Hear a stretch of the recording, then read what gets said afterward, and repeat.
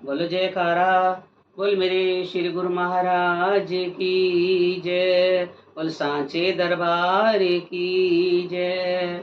अर्थी प्रश्नी जगत में सुलभ अगार अगार, दाता उत्तर वंत जो ये सुलभ संसार, ये दुर्लभ संसार। बोल मेरे श्री गुरु महाराज की जय। तो प्रेमियों,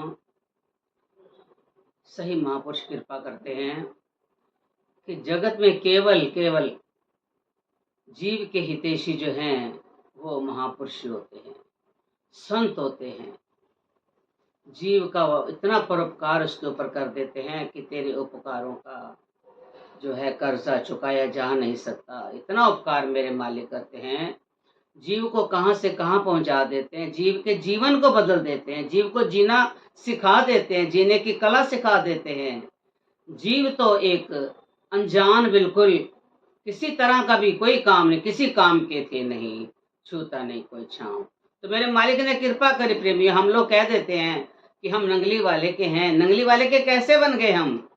क्योंकि नंगली वाले ने हमें अपना बनाया। एक डॉक्टर है, उसकी घरवाली डॉक्टरनी नहीं है, लेकिन लोग उसको कह देते हैं ये डॉक्टरनी है। लेकिन हम नंगली वाले के बच्चे हैं तो हम दावे से कहते हैं हम नंगली वाले हैं, क्योंकि नंगली वाले ने हमारे ऊपर इतना उपकार किया है, इतने हितैषी हैं हमारे को हर जगह से हमारी गारंटी लेते हैं।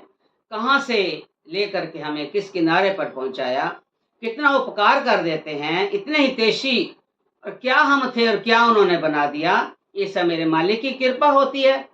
ऐसे प्रेमियों, एक ऋषि थे, जंगल में रहते हैं। जंगल में रहते हैं, बहुत दिन से रह रहे हैं। उनके पास एक चूहा भी रह रहा है। चूहा रहता है तो जब भगवान तपस्या, महापुरुष तपस्या करते हैं, भजन करते हैं, तो चूहा आराम से बैठा रहता है। कीर्तन सत्संग होता है तो भी आराम से सुनता रहता है। काफी दिनों उसको रहते रहते संतों को दया आ गई उसके ऊपर। उन्होंने सोचा ये चूहा बहुत देर से हमारे पास रह रहा है, क्यों ना इसका हम जन्म बदल दें, इसको हम कुछ और चेंज कर दें इसका। तो ऋषियों ने आपस में सलाह करी, कहते ठीक है। आप प्रेमी, उन्होंने कृपा करके अपने दया दृष्टि से, इच्छाधारी थे, दयावान थे, भगवान से मिले हुए थे, भगवान के प्यारे थे। उन्होंने एक दिन अपने दया दृष्टि से उस चूहे को शेर बना दिया। अब शेर बना दिया तो चूहा तो शेर बन गया।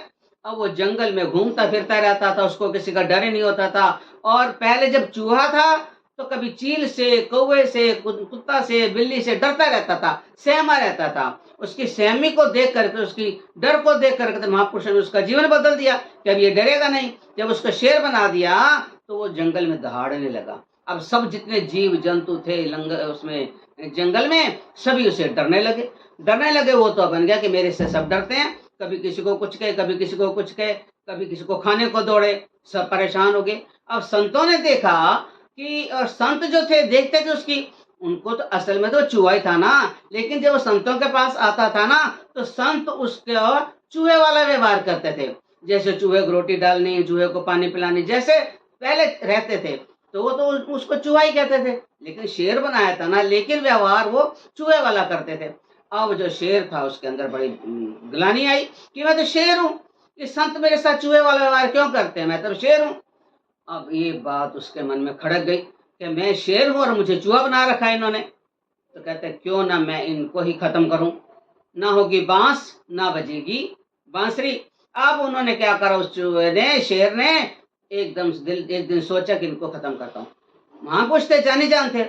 जब वो आ रहा था ना उनको मारने के लिए कि इनको खत्म करूं, तो महापुरुषों ने देखा कि आज हमारे ऊपर अटैक कर रहा है। उन्होंने दूर से ही एक ऐसी नजर दृष्टि डाली कि वो शेर को चूहा ही बना दिया, चूहे का चूहा बना दिया, जैसा था वैसे बना दिया।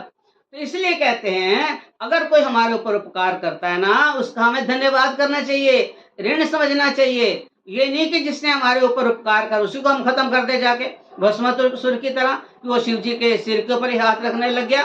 तो इसलिए इस चीज से बचना है हमारे को, भस्मासुर ना बन करके अपने मालिक के चरणों की धूल बन जाए तो बहुत है प्रेमियों।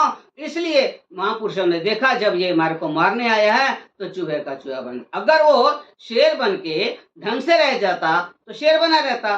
तो उसने सोचा पहले अपने गुरु को, इसलिए गुरु के प्रति कभी हमारे अंदर द्वेष, नहीं होनी चाहिए, हमेशा उनके चरणों में हम झुके रहें। इसलिए सच का है कि जीव के सच्चे हितैषी गुरु महाराज होते हैं। जितने हितैषी गुरु महाराज हैं, उतना प्यार अपने गुरु महाराज से कर दें तो हमारे जीवन का कल्याण हो सकता है। मालिक तो हर वक्त ही हमारे ऊपर दया निधान है, दया की दृष्टि करने वाले होते हैं, कृपा निधान है, मेहर की दृष्टि करते हैं। वो हमारे ऊपर हमेशा परोपकार करते, हमारा हित करते हैं, हर वक्त हित करते हैं। इसलिए हमें उनके चरणों में झुक करके अपने जीवन को रखना चाहिए। अहंकार से नहीं, शेर की तरह नहीं, एक छोटा जीव, तुच्छ जीव, उनके चरणों की धूली बनकर अगर हम रह जाएं तो हमारा जीवन सार्थक हो सकता है। तो इसलिए इसके साथ ही बड़े प्यार से बोल मेरे श्री गुरु महाराज की जय।